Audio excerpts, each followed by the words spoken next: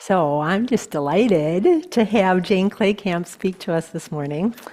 As some of you may know, Jane has been the county administrator for 3 years and has been employed at the Crosse County since 1989. And in her free time, she likes to hang out with her husband, Keith Belzer, putter around in the garden, complete minor remodeling jobs in the house, and read. And some of you may remember that Jane and Keith actually were previously members here and they co-chaired the Sunday service and music team. They were a dynamic duo, just saying, and it is a delight to have both of them here this morning. Jane?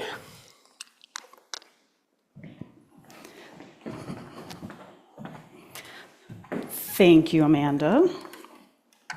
Thanks, everyone, for inviting me here today to speak. It's been a long time since I've been in the room, not because I now dislike UUs, I still love y'all. Just a variety of things take over life sometimes. And thank you, Amanda, for that reading. You asked me for one. Completely forgot. I loved it. It's a good reminder. I took it in. I'll try to live it. So this morning, again, my title is about working in county government and how that I have to be practical and, be service-minded and all those things. It's springtime. My mom, Dorothy Klekamp, is bringing home baby chicks again. 100 of them. They're so cute. We call them peeps. I love playing with those little peeps. I wonder how many times I was told, be gentle. Any of you who grew up on a farm know where this story is headed. Come fall, Dorothy, it's my mom, became a project manager. She formed her 6 children into an assembly line to dispatch those chickens to the freezer. I could describe that process in great detail, but I don't think that's necessary, nor would many people appreciate it.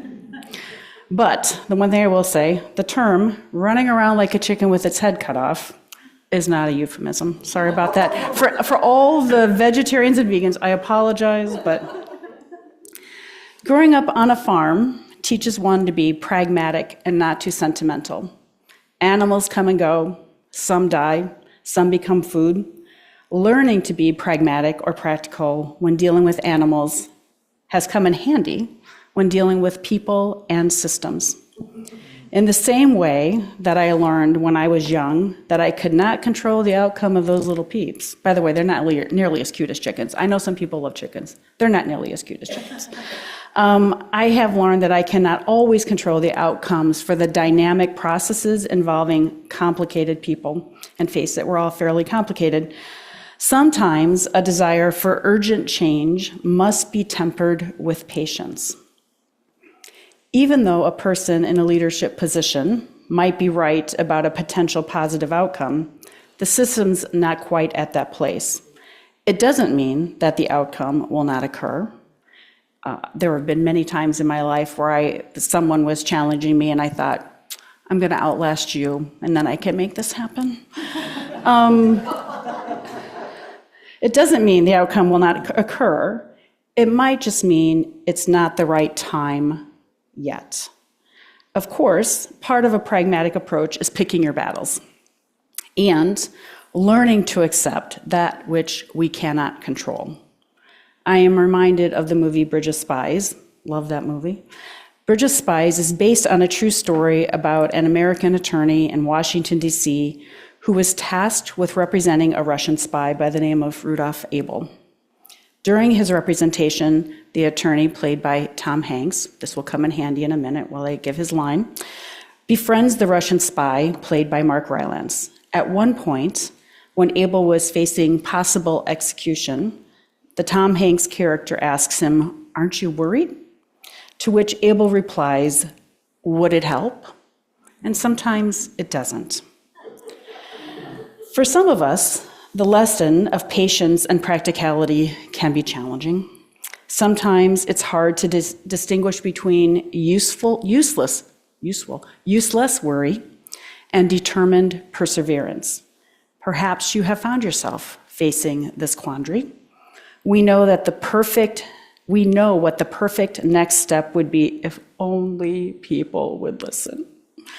I've always been a rule follower. As a result, I did well in school, with an exception.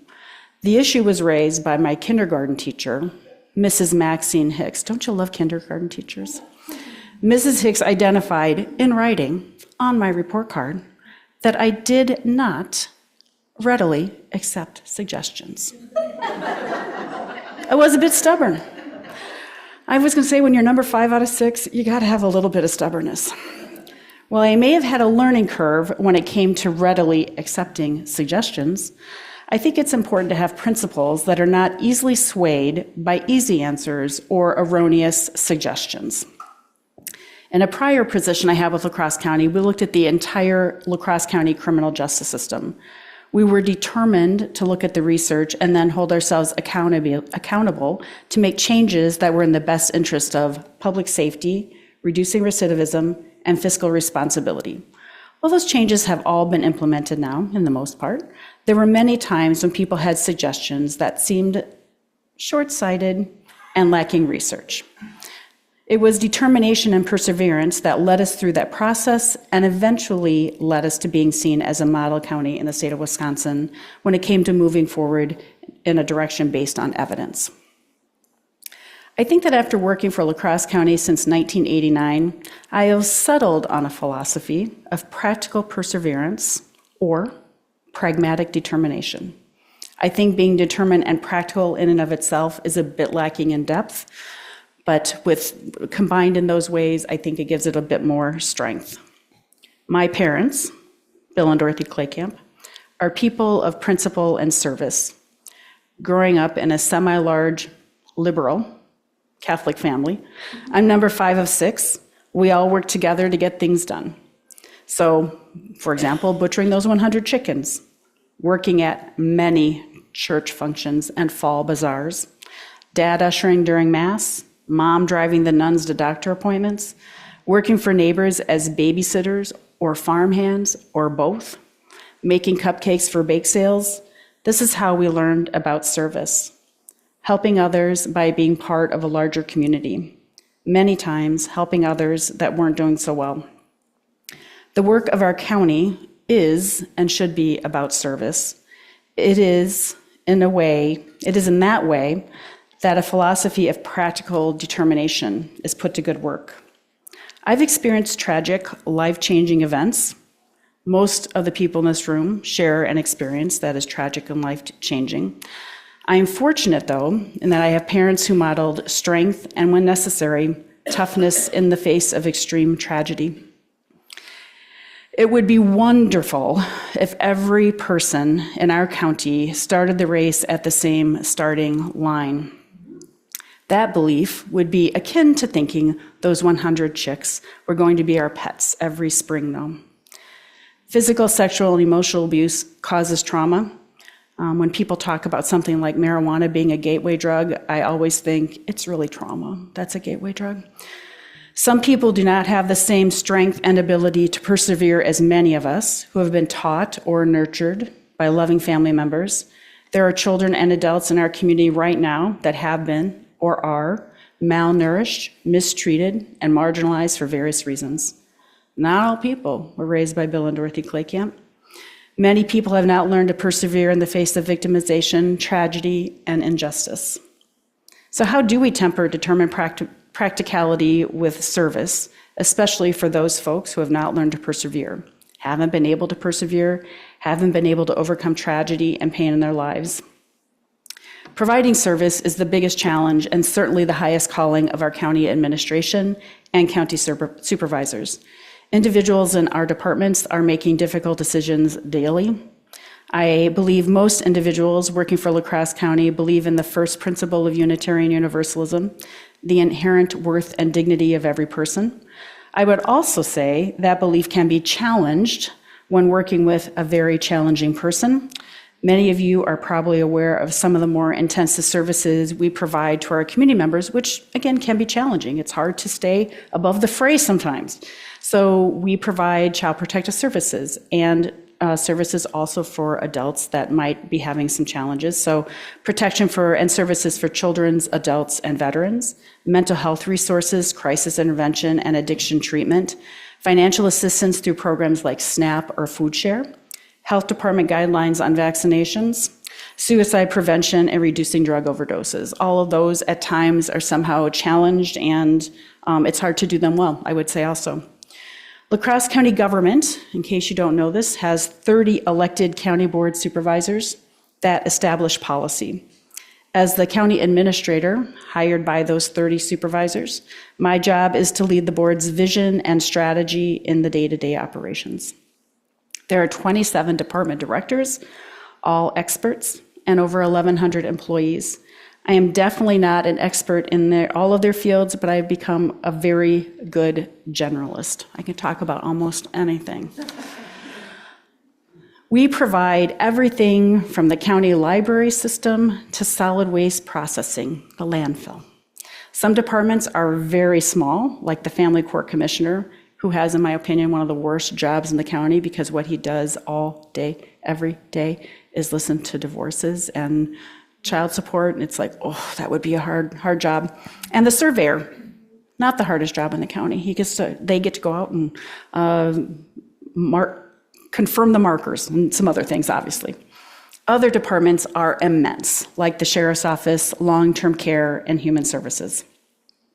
While much of our work is reactive, we are constantly looking forward to anticipate new challenges and finding creative solutions to current ones. Over 19,000 La Crosse County residents are enrolled in Medicaid or Badger Care, which funds almost $590 million in services in La Crosse County. That just isn't La Crosse County as an organization. That's service providers throughout the county, $590 million. What do we do if that gets cut? That doesn't only affect La Crosse County, it would affect every single person in La Crosse County.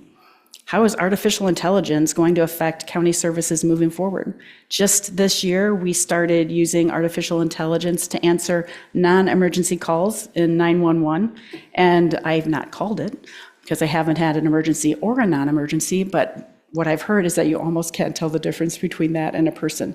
I don't know if that's great or disturbing, I'm just gonna say. How do we transform, which we are in the middle of doing, how do we transform an underutilized nursing home into an intergenerational day center, a community-based residential facility, studio apartments for formerly homeless folks, and a smaller nursing home? How are we going to transform the jail into a healthier environment for jail staff and the people housed in the jail? And of course, this is one of my personal favorites, roads. I know roads are something I have to talk about and know about, but it's not my favorite. Whatever the season, I can always rely on the fact that most people have strong feelings about roads. As we are moving toward the end of the season of road construction, which I hear about all the time, about how people hate road construction. It's like, well, you want good roads, but not road construction. Okay. And moving toward snow plowing, I can count on people telling me what to do for roads to be better. Remember, practical perseverance. Vision, leadership, and practical implementation are traits I've endeavored to develop over the years. My education is a bit unusual as a county administrator. I have a bachelor's and a master's degree in social work, so you can tell why I lean certain ways and things. That's not the usual path for a county administrator.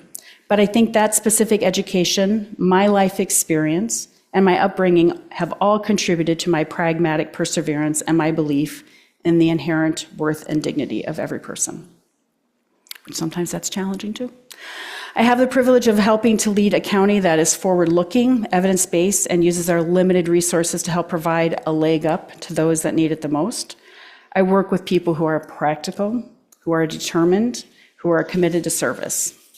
Recently, I've had the opportunity to witness this firsthand. A little over a year ago, my mom had a cluster of mini strokes right around Mother's Day.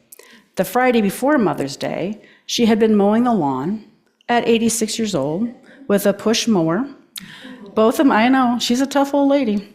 Both of my parents are now living in assisted living at Hillview Terrace, which is run by La Crosse County.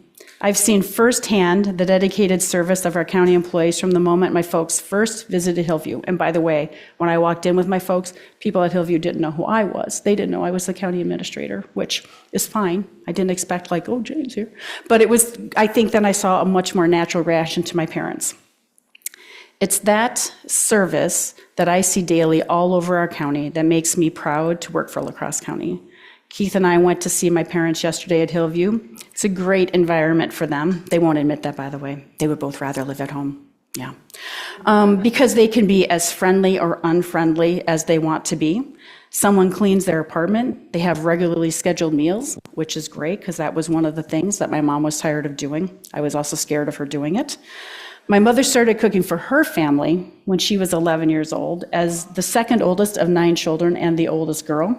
After 75 years of cooking for others, Dorothy has adjusted well to not cooking at all.